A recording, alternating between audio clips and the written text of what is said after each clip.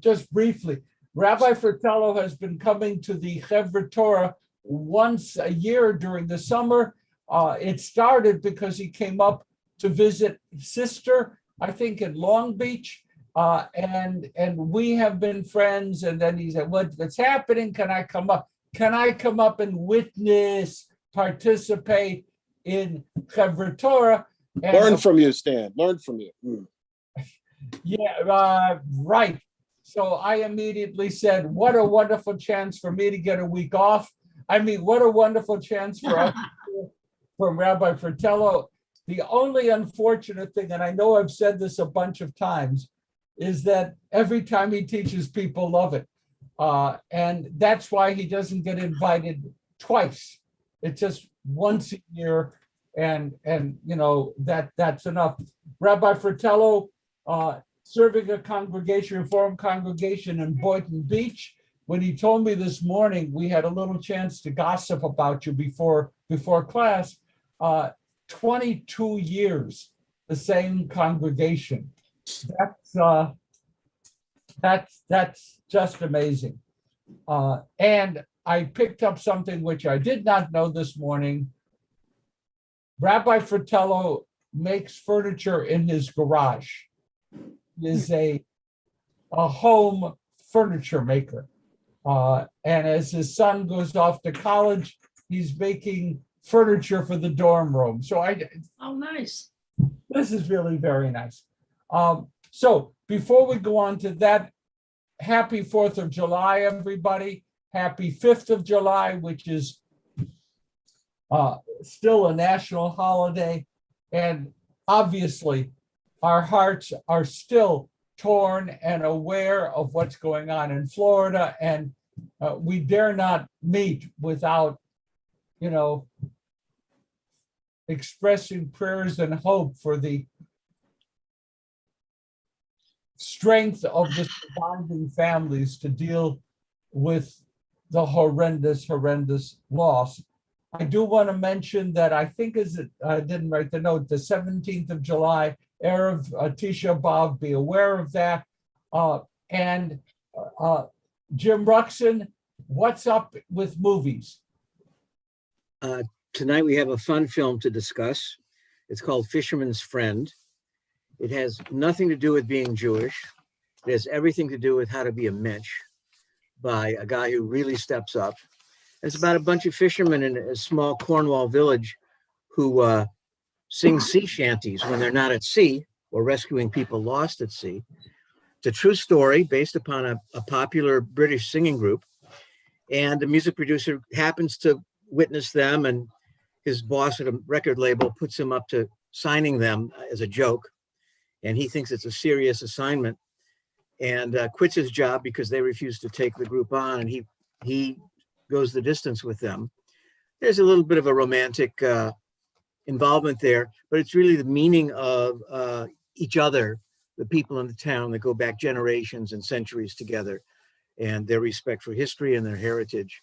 It's a lot of juicy stuff. It's really lovely. It's funny. It's charming. The music is great.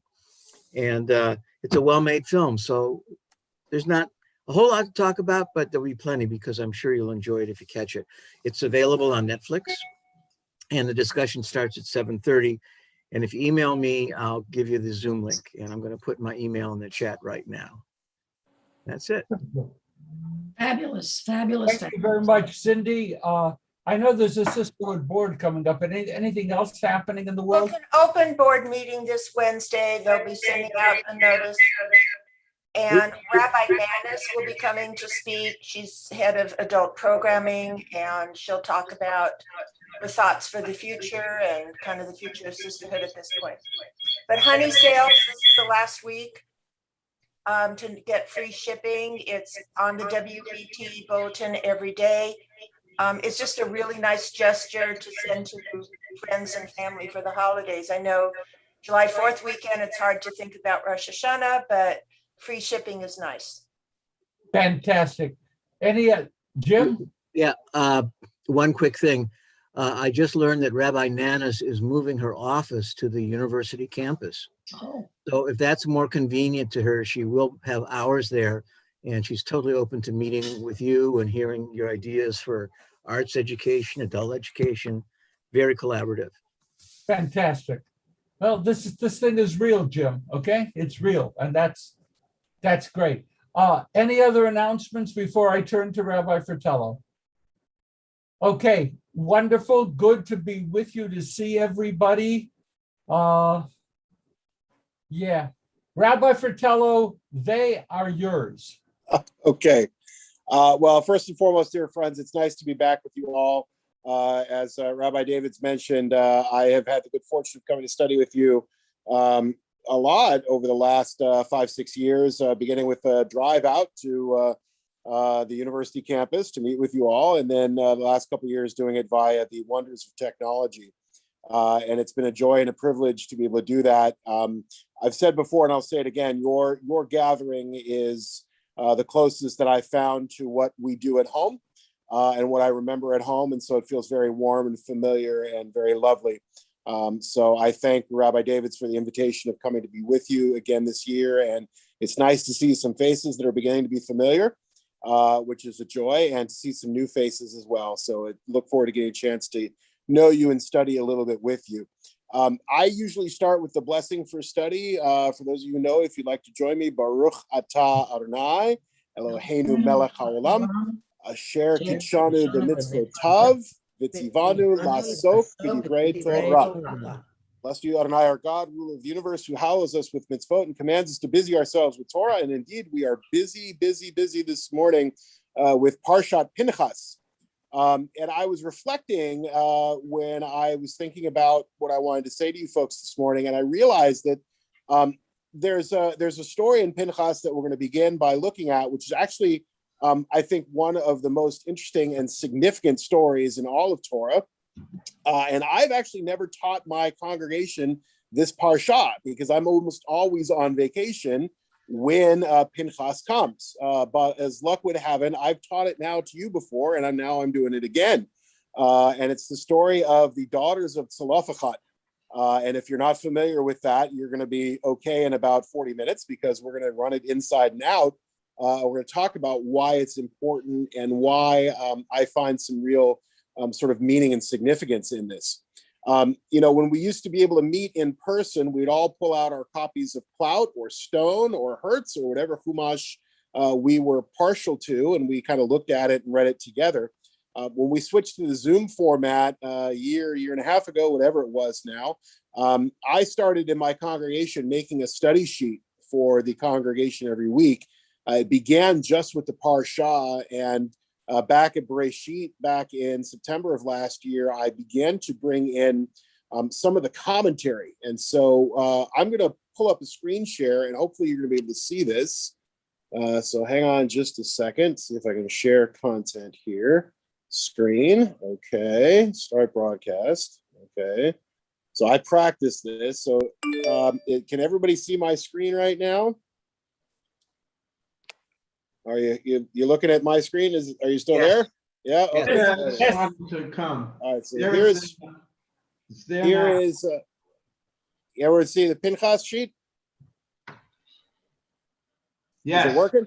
Yeah. All right. Fabulous. Working. So here's the first part of the parsha that we read this morning. By the way, if you've got a question, I can't actually see you right now, but if you got a question, shout out, get my attention, and I will do what I can to answer it for you. I can't see your hands if you're waving or trying to shout at me right now because all I'm seeing is my my documents. So feel free to unmute and sort of grab me if something comes up. So this is the beginning of the parsha here, and it lays out sort of the beginning premise of what we're dealing with. So here we have these daughters of Tzalafachad of the tribe of Manasseh, and we are told who their father was. The Tzalafachad was the son of Hefer, the son of Gilead, the son of Machir, son of Menashe, son of Joseph. So we see this line of how this particular family is connected into the panoply of the Jewish people. Of course, Joseph was one of the sons of Jacob. He had his two sons down there in Egypt, Ephraim and Menashe, who Jacob adopts as his own children and creates this half tribe of Ephraim and the half tribe of Manasseh. And Manasseh has a son named Machir, who has a son named Gilead, who has a son named Chevra, who has a son named Zelophehad, and Zelophehad has daughters, as we are told. The names of the daughters were Machlah, Noah, Hoglah, Milcah, and Tirzah. It's significant that we are told their names, as we know so many times when we talk about tradition. Tradition tends to have a patriarchal sort of thrust to it, and that the roles of women are frequently minimized or ignored altogether. Here, not only are they the key element to the story, but we're deliberately specifically told their names. These are not sort of nameless, faceless characters. They're people that figure significantly in the story. So they gather together and they stand before Moses, Eleazar, the priests, the chieftains, and the whole assembly at the entrance of the tent of meeting. And they bring forth their requests. They say, look, our father died out there in the wilderness. He was not one of the faction, Korach's faction, which banded together against the Eternal One, but died for his own sins, and he has left no sons. Let not our father's name be lost to his clan because he had no son. Give us holding among our father's kinsmen. Now, what I want to point out very quickly, and I brought in this commentary from Bechor Shor, Joseph ben Isaac Bechor Shor, who lived in the 12th century. And it's actually not from this section. It's from the section we read back at the beginning of June. So a month ago when we were reading Parshat Shalach. There in Parshat Shalach, you may remember that we read a section in Numbers chapter 15, verse 32. Once when the Israelites were out in the wilderness, they came upon a man gathering wood. And there in Parshat Shalach, Bechor Shor tells us, the sages say that this phrase, in the wilderness, was used here to identify the man as Zelophehad, whose daughters describe him in 27:3 as having died, quote, in the wilderness. It's that use of that phrase, in the wilderness. Oops, I was trying to highlight that. I guess that doesn't work. There it is. They use that phrase here, in the wilderness, to teach us who this individual was, because it talks about in the wilderness there in chapter 15, and that phrase is being used here again in chapter 27 in the wilderness. They say, aha, that's to clue you in that this is the guy that we're talking about. Now, what were they bothered about? What were they able about? What was the problem here? Okay, now the problem here is that back when our ancestors were first wandering in the wilderness and they approached the land of Canaan, God had given them a promise and said, look, everybody who is part of the children of Israel, everyone who's a part of this nation here that's wandering in the wilderness, when we get to the promised land, everyone is going to get a chunk of land. Every tribe is going to be given their own section of the land of Canaan, and that section of land will be divided up amongst the members of that tribe. Every clan will get their own area. Every individual family within that clan will get their own area. Everyone will have their own land, but it goes through the men, right? Because the men were the ones who back then owned the property and were able to sort of establish their claim on the land and what have you. So the problem that Machlah, Noah, Hoglah, Milcah, and Tirzah had is the fact that their father died and had no sons, which would mean at that point when the land got apportioned out, they wouldn't get any land. Not only would they not get any land, but their father's name, which was, of course, their family name, would then die out. And that's the point of what they say here at the end of this section here in verse 3. Let not our father's name be lost to his clan because he had no sons. They're saying if you do not do something, our father's name is going to die out, and it will be as if this line of the tribe of Manasseh had never existed. And they come and they make this sort of claim before Moses. Now, the commentaries, when they look at this, they say there are a number of things here that should make us pause, that should make us sort of stop and take a look. And any of you who've spent some time taking a look at the Hebrew will know that Hebrew tends to be a very terse language. For many of you who've ever been to Israel, if you've ever visited museums in Israel, and you'll see a particular display. And the section of Hebrew will be 2 or 3 lines, and the section of English will be 5 or 6 lines. You can believe that's probably a pretty accurate translation of what you're reading. If you ever visit a museum in Israel and see that there's a whole paragraph in Hebrew, but only a couple lines in English, odds are that what the Hebrew says and what the English says are not the same thing. Because in Hebrew, you can get away with seeing an awful lot with only using a few words. The rabbis are struck by the fact that here in verse 2, I'm trying to highlight it here, but it's the highlighter is not working. Okay, here in verse 2, I can do it in English. We have this section that says how they came together and stood before everybody. And the rabbis say, why? Sorry, let me stop that. The daughters of Zelophehad come and stand before Moses, Eleazar, the priest, the chieftains, and the whole assembly at the entrance. Why did it have to say they stood before Moses and Eleazar and the chieftains and the whole assembly?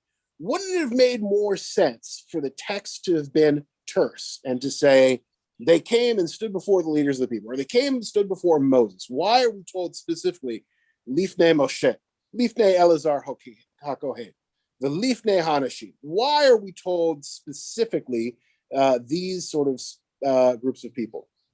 So Adon Isaac Abravanel, who was writing in the 15th century, says this was not accidental.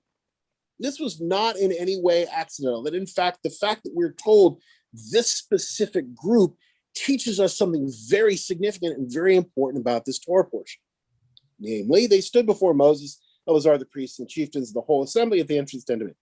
They'd been given the runaround, right? When the 5 daughters, when Machla, Noah, Hogla, Milcah, and Tirzah first wanted to bring their case before the people, they had been given the runaround. First, they went to Moses and they said, Moses, what do we do? And Moses said, I don't know, go talk to Eleazar. So they went and talked to Eleazar. And Eleazar said, I don't know what to tell you. Go talk to the chieftains. They go to talk to the chieftains. The chieftains say, I don't know what to tell you. It's too difficult for us. Go ask Moses. They'd been given the runaround. And any one of you who have ever had to deal with red tape can certainly relate to this idea. They're trying to get a simple answer. Nobody wants to go on record. Everybody sort of gives them short shrift. So eventually they say, okay, let's do it in such a way that we can go before everybody. They waited until they were all gathered at the entrance of the tent of meeting and then posed their question.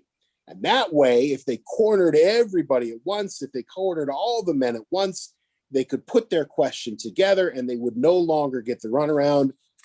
They would finally get an answer to what they were asking. Now, the other piece that the rabbis pick up on here in discussing this, as we talked before, was this section here. Our father died in the wilderness. He was not part of Korach's faction with band against the Eternal One, but died for his own sin. So let's stop for a moment and talk about Korach. So Korach we read about last week, and Korach decided that he did not like the rule of Moses and was offended by the fact that Korach, or that Moses had sort of, actually maybe it wasn't last week, it was 2 weeks ago. I've been on vacation for a couple of weeks, so I've gotten out of the rhythm here. He was offended. He said, look, all Israel is holy. All Israel has access to God. That Moses and Miriam have taken, or not Moses and Miriam, Moses and Aaron have taken this exalted status on themselves is not just. And then we had this great contest out in the wilderness where it was revealed that Korach and his band were rebels, and the earth opened up and swallowed them whole. And they died out there in this great Cecil B. DeMille moment, right? The earth opened up and swallowed Korach and his band, and their sin had disappeared. Now, the daughters, when they come before Moses and Eleazar and all the people, make an effort to specifically say, look, our father was not one of Korach's faction. That they deliberately said this catch the attention of Rashi. Rashi is the greatest of all the rabbinic commentaries. It was written in the 11th century. Rashi lived in France and wrote not only a commentary to the Torah, but also a commentary to the Talmud. which are essentially the gold standard. To this day, any copy of the Talmud, Rashi's commentary has pride of place on the inside binding. And in most Mikra Gedolot are sometimes referred to as the rabbinic Bibles.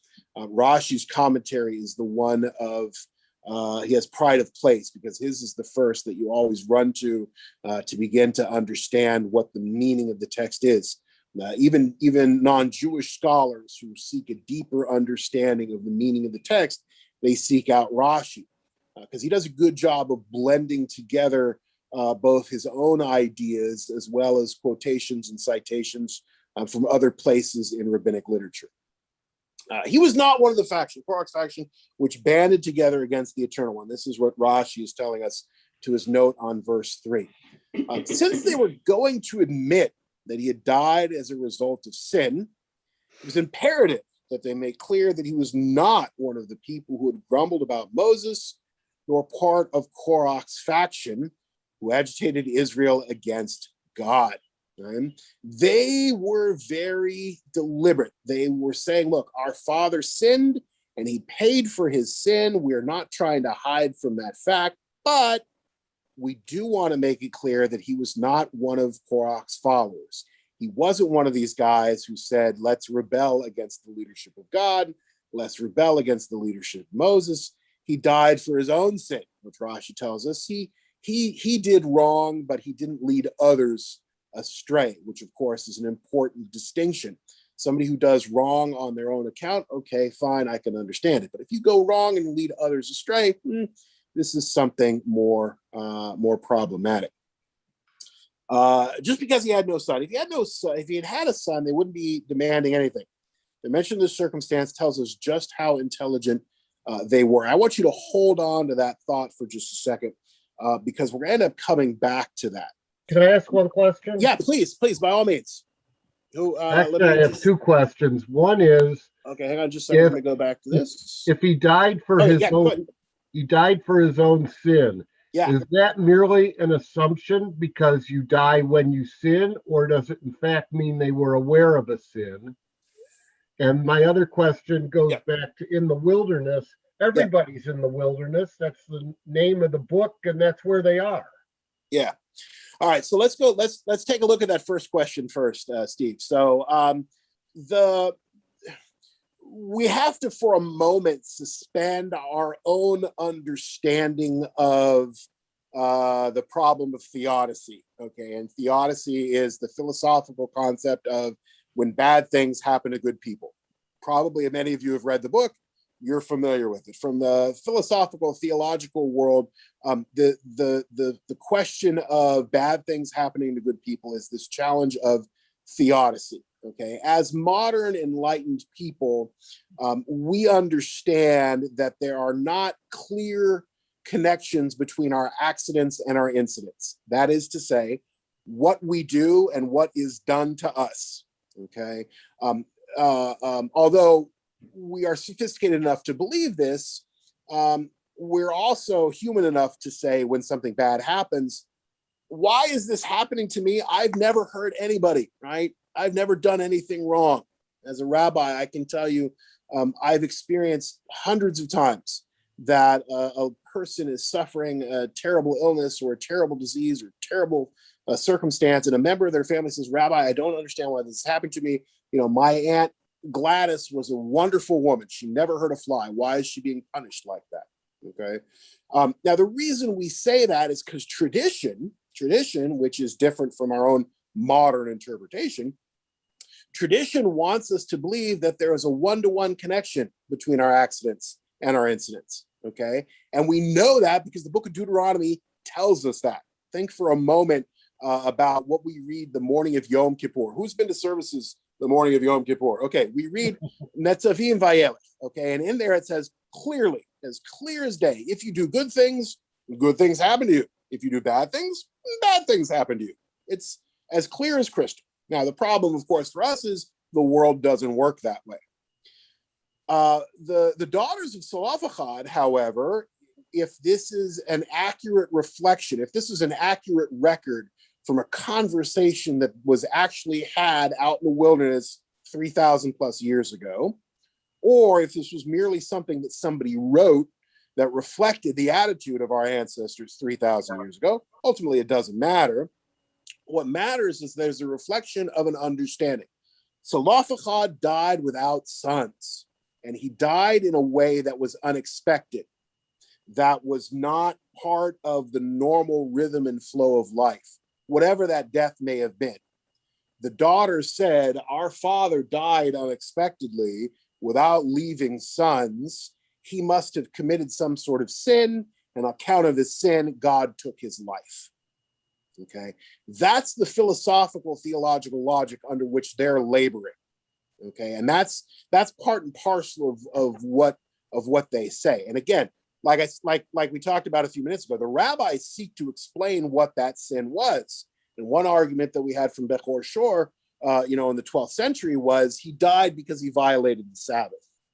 Now, whether that's what it was, I don't know, but he died on account of the sin that he committed. Now, this business of being out in the wilderness, look, we struggle mightily when we read the text in having to account for place names and locators in space and time that are anachronistic. Okay, so we are told in the book of Genesis about Abraham's wanderings, that he comes to Bethel, okay, or that he visits this place. Now, the problem is that Bethel doesn't receive that name until Jacob stops there when he's fleeing from his brother Esau, and he has the dream and the ladder and the angels going up and down on the thing. He says, this is Bethel. God was in this place and I didn't know it, and he calls it Bethel. And yet, 2 generations before, Abraham stops off at Bethel. Okay, we struggle with this concept because, again, it seems anachronistic. Nowadays, if we say, I'm from Florida, okay, Ponce de Leon landed at St. Augustine, okay, he didn't land at St. Augustine. St. Augustine wasn't there yet. St. Augustine wouldn't be there until, a few years after Ponce de Leon visited, okay. One argument is to say that we use these place names, we use these locators the way the author of a text or a history uses place names and locators to say, this place isn't there yet, but this place is going to be there. And because I want you to know where they are, I'm going to use that place name, even though using it is somehow anachronistic. Okay. For Salafachad to have died in the wilderness, of course he died in the wilderness. They were all out in the wilderness. From the point of view of this discussion, this argument, whether it's the author trying to locate it for us, or whether it's the daughters trying to locate for us, ultimately, to some extent, it doesn't matter, because we're supposed to understand where and when this happened. This happened when they were wandering, which to my way of looking at this text ends up actually playing an important role a little bit later on. The emphasis is the fact that we know this happened while they were wandering. That's the key place. That's the key piece. I don't know what your name is. Is it Penina? I see your hand raised. Yeah, Penina, lay it on me. Oh, you just muted yourself. You were unmuted and then you muted. All right. First of all, I think it's important to also notice that this time they came in front of Elazar and not in front of Pinchas. Yes. So it shows you already that Pinchas is not anymore in charge, and that's supposedly because he actually killed the man before that. He killed the couple that came, that we don't know whether or not the witness was telling the truth when they came in front of him to say that they were sinning or whatever it is that they did. So Pinchas is not in the picture now. We're talking Elazar, which shows that there was a consequence to the action of Pinchas. So that's number one. Number two, there is a chapter in the Torah that tells us that before they entered the country, the land of Israel, they were told to raise their flags, each to his own tribe, and they were supposed to go and reunite with the tribes who never left. with the people. Only 70 people went down to Egypt. All the rest of them were still there. So if the daughters want to claim their part, I think then it's a known part. It's probably Yes. where their tribe was, in there. So once they arrive there, they have something to claim for legally. Now, they also describe you the position of a woman in those days, which continued for many, many generations, even till today in many countries, Yes. especially in the Middle East, that Yes. women are the property of the men, for them to do whatever they wish for and to be blamed for things they should be punished themselves. They put it on the woman, and that's a whole Middle Eastern thing. And it also, who says that the women even in United States got their full rights till God knows not too long ago.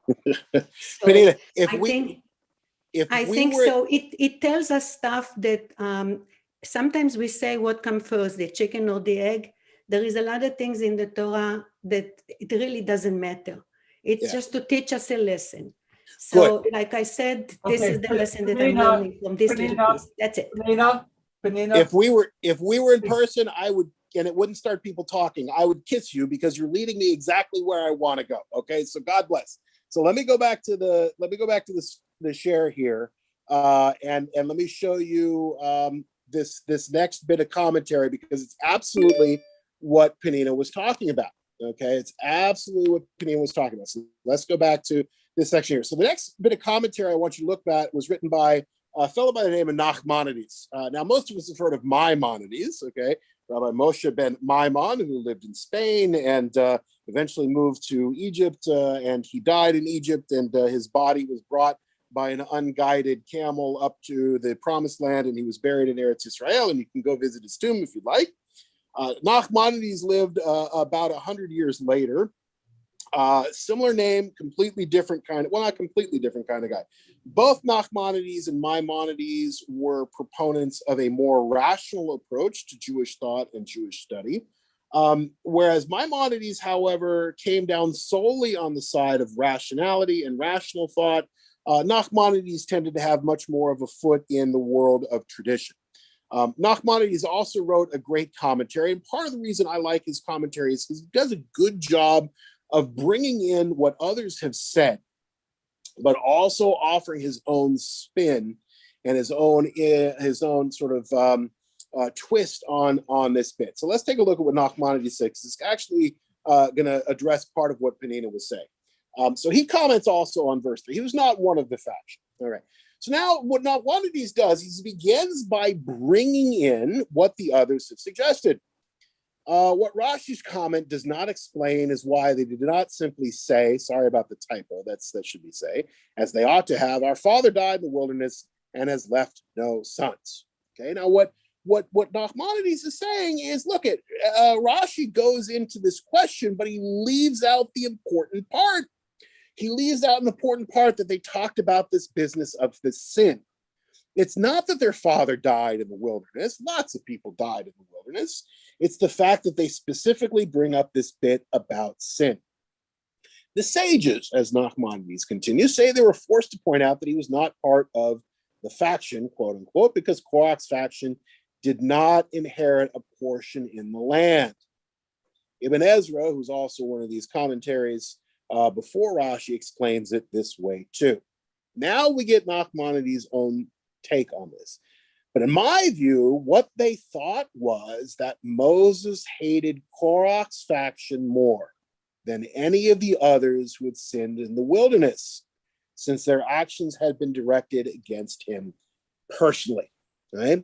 This is what Nachmanides is saying. Nachmanides is saying is that the daughters, right, Machla, Noah, Hogla, Milcah, and Tirzah, were concerned because they said, wait a minute, if we go to Moses and say to him, our father died out there in the wilderness, Moses is automatically going to assume, okay, he was one of those Korach guys. He was one of those SOBs who tried to rebel, not against just God, but against me. All right? They rebelled against, how dare they rebel against me?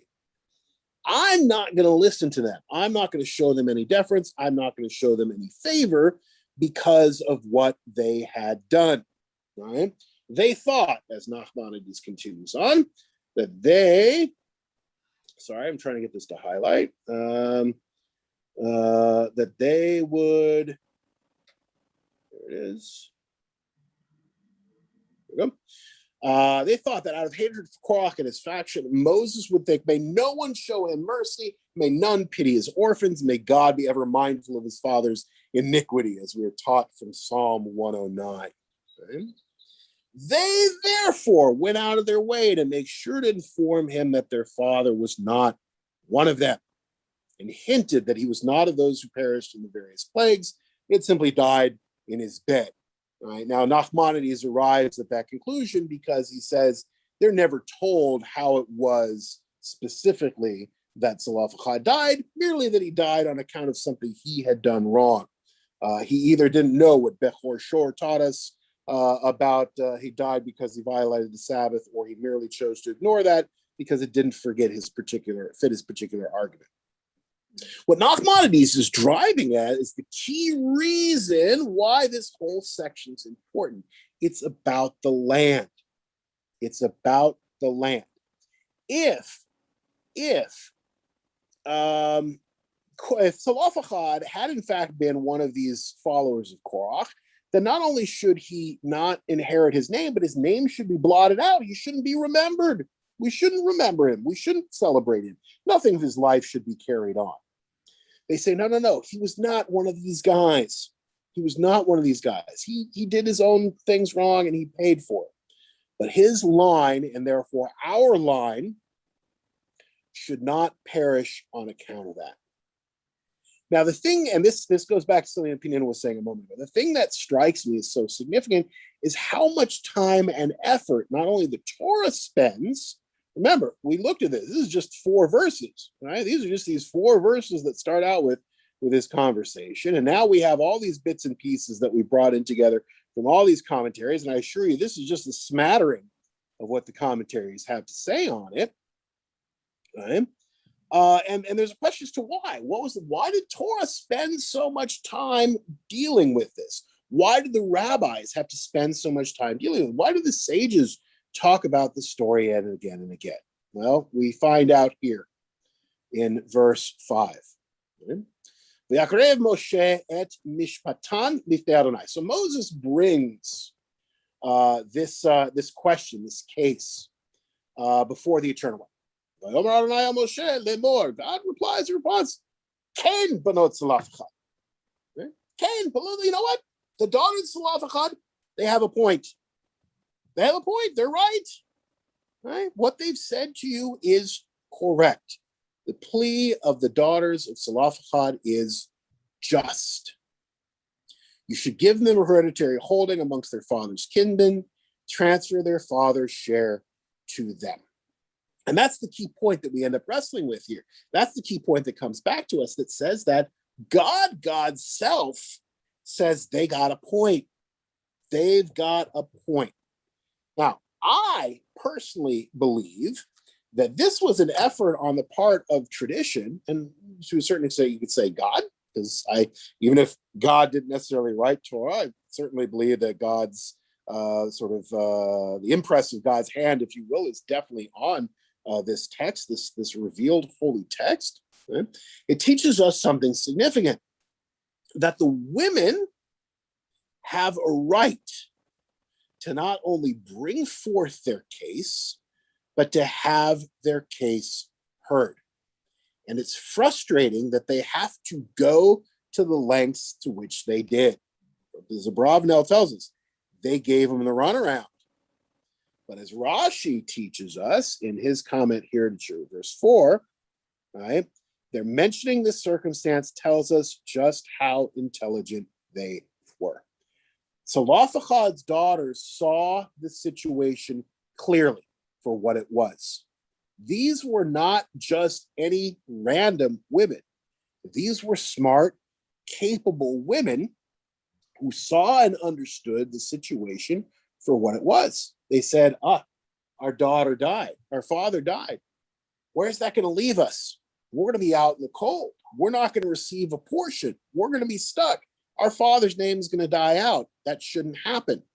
Let's figure out how to make that happen. All right, let's bring it to Moses. we're getting a runaround. Okay, let's figure out a way that we can address the community all at once, that they have to hear us. They have to hear us. Well, now, wait a minute. They could come to us and they could turn us down. They could turn us down because they say, your father was one of those guys who was a follower of Korach. No.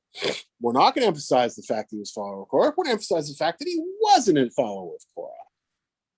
We're going to go to Moses. When we plead this case to Moses, we're going to be clear to demonstrate that he wasn't a follower of Korach, because Moses, as an impartial judge, Moses might be able to see beyond this, but as a human being, he might not, because if he believes in his heart of hearts that our father was one of these people that challenged his authority or God's authority or led people astray, he might, as the book of Psalms tells us, show no mercy and no pity to his orphans. The daughters of Zelophehad are not merely presenting a good argument, okay, or a just argument. They're presenting it very well.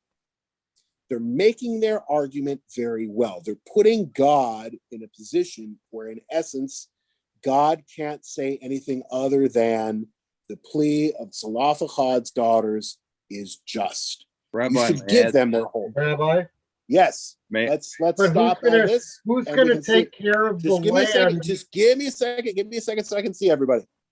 Who's going to take care of the land when the daughters get married and go move to wherever their husband's family Good. is? Okay, great question, Steve. Okay, so listen, we have this challenge. Okay, so as Steve sort of brings up, who's going to take care of the land now? So who remembers studying about the Shemitah? Who remembers studying about the Shemitah year? Anybody remember studying about the Shemitah year? Who remembers studying about the Jubilee? Remember the Jubilee year? Who remembers studying about the Jubilee? What happens during the Yovel? What happens during the Jubilee? Every 50 years, right? God hits the reset button. God reboots. Okay. Everybody goes back to their original holding. Right? All the land is released and it goes back to the original owners. All debts are forgiven. Everything starts over again as if we had just moved to the promised land. Okay. So what ends up happening is, if over the course of time, if Steve is living up in Ephraim in the north, and I'm living down in Benjamin in the south, because Steve is from the tribe of Ephraim and I am from the tribe of Benjamin, and let's say I hit on hard times and I got to sell some land and I sell it to Steve. Well, now we got a problem because the family up in Ephraim holds land down in Benjamin. We can't possibly have that, right? So I can't sell the land beyond reclaim. What ends up happening is, at the end of the 50-year cycle, at the Yovel, the land that Steve had, that he bought from me because of my debts, is no longer Steve's. It comes back to the tribe of Benjamin, and as near as possible is reassigned to my family or my descendants, as the case may be. The land was designed as you only held it for a certain period of time, that it was the ancestral holding of the particular family. The problem with this comes in the fact that women, okay, their tribal status was in flux, okay? I see Natalie, who's smiling at me with her beautiful red glasses. You look very lovely this morning. Natalie is from the tribe of Gad, okay? And when Natalie is off at Vassar studying to become a lawyer, she meets this lovely gentleman who's from the tribe of Issachar, and they fall in love. And now this lovely Gadite marries a guy from Issachar. What happens to Natalie? Natalie abandons her status as a Gadite, okay, and moves and becomes a member of the tribe of Issachar. Her offspring are all Issacharites. Issacharians? I should have picked an easier one. All Yeah, right. right. Anyway, the point is, right, whatever wealth, whatever property Natalie brought with her that was portable property, if you remember your Dickens, right, went with her. Land didn't go with her. The land stayed behind. Now, the problem with this is, wait a minute, okay, if the daughters have land and they're allowed to have that land, if they marry with a different tribe and the ownership gets passed to the husband and now it's owned by another tribe, everything gets angapach, right? Which is a Chinese phrase, which means all screwed up. Okay.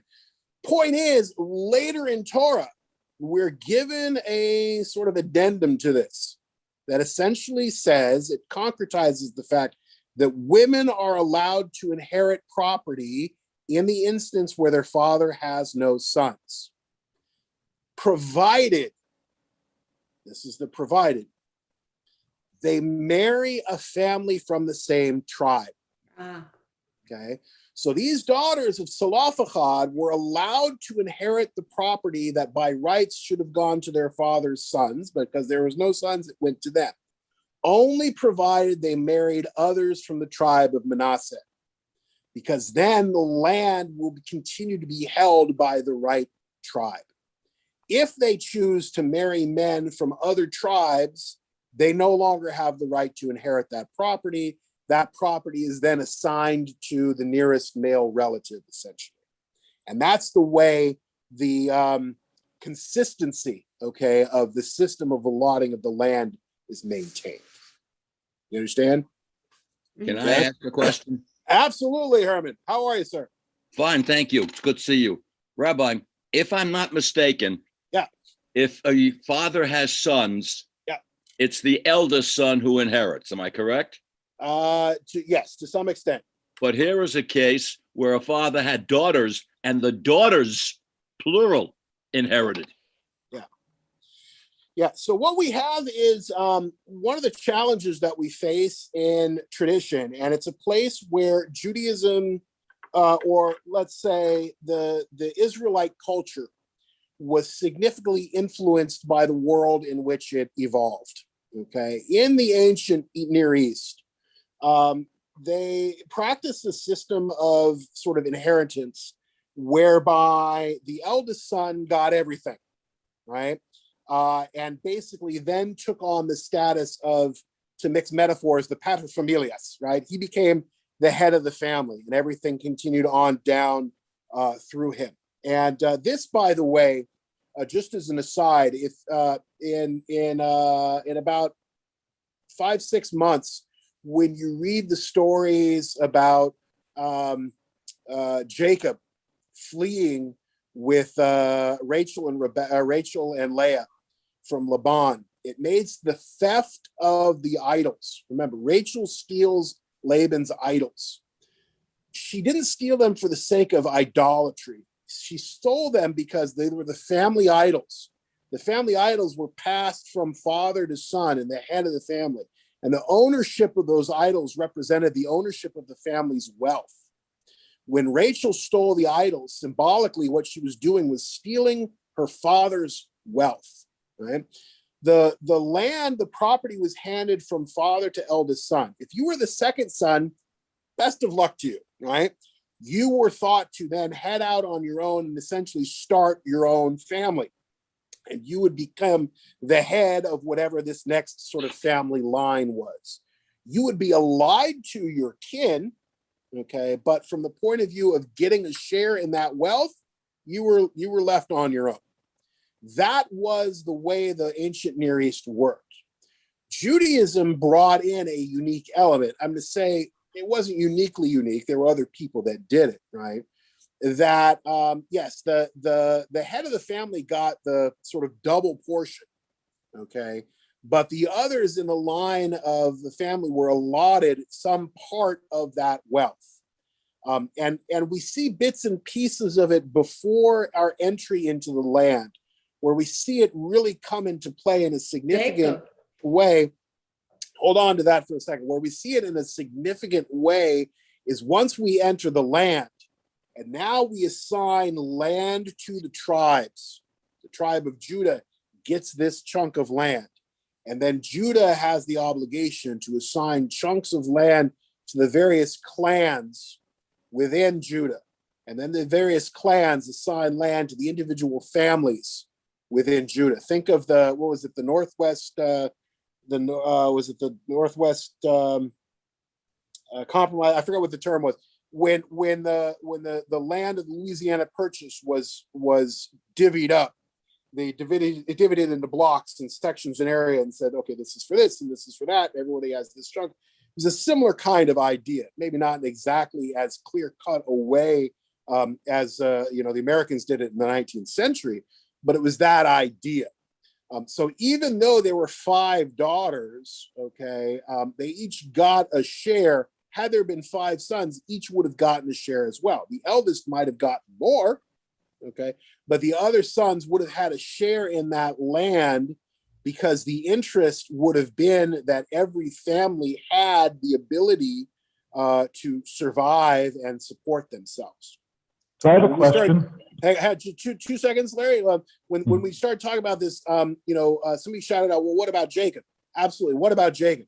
Jacob represented a sea change in the way in which our ancestors, our patriarchs, and to a certain extent our matriarchs, thought about giving tradition. God spoke to Abraham and said, "Lech lecha," and cut a brit with Abraham.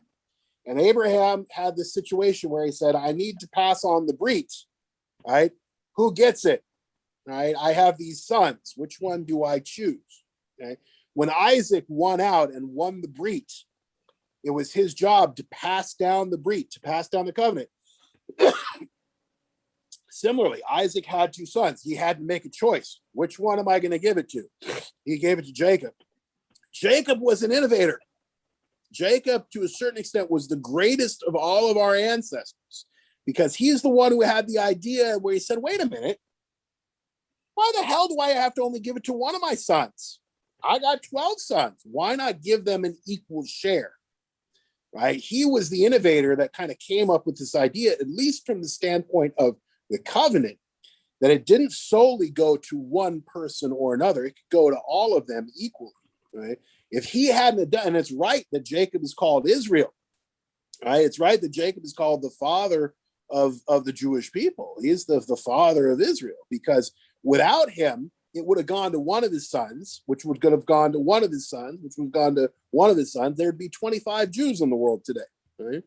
And he was the one who came up with the idea of saying, hey, look, we can give this to more than one group. Okay. Larry, you had a question. Yeah, so what would have happened to Zelophehad's daughters if their plea had not been met? I mean, I know it happens to their father's line, it disappears, but if these women marry, they join the tribe and their children inherit from their husband.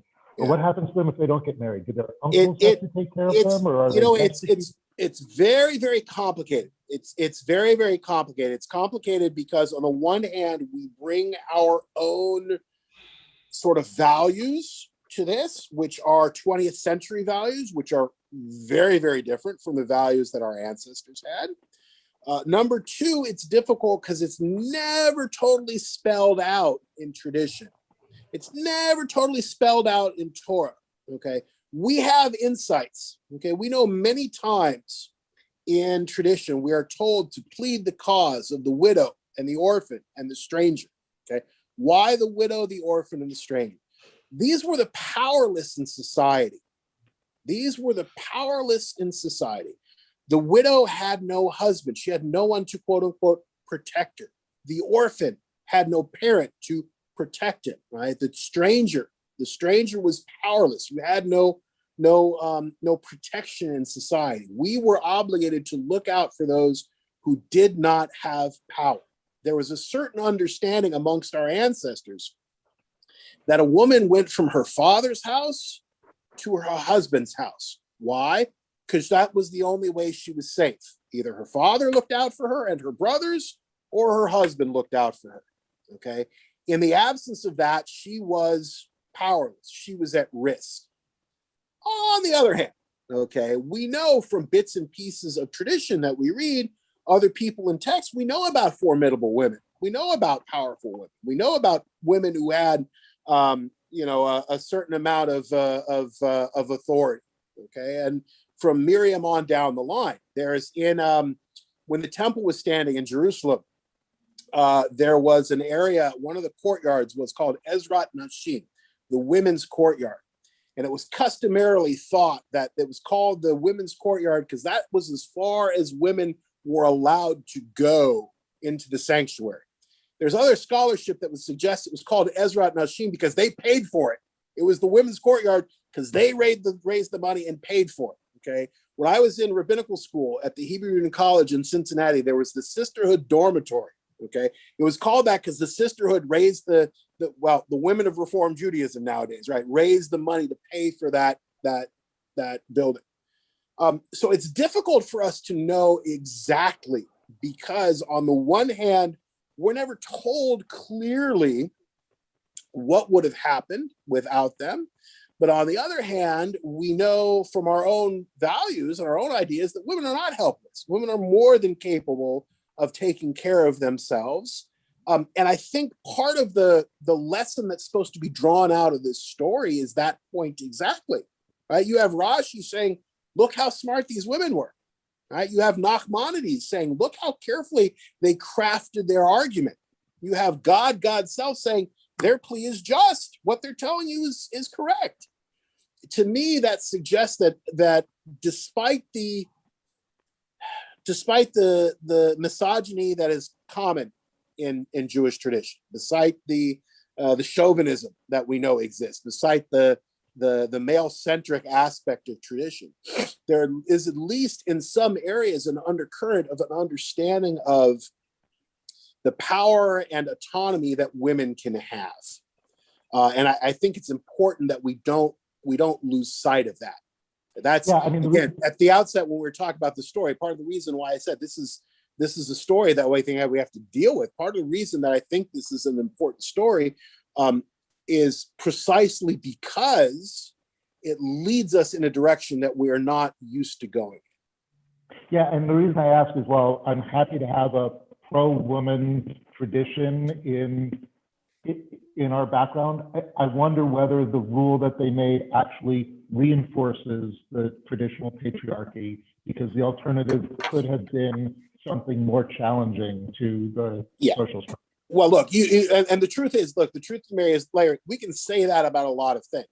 One way, so for the ketubah, okay, so most of you who are married, you probably have a ketubah, it's hanging on the wall. Whenever I do something wrong, my wife points to it and says, see, right here, it says you're wrong. That's how I know, okay?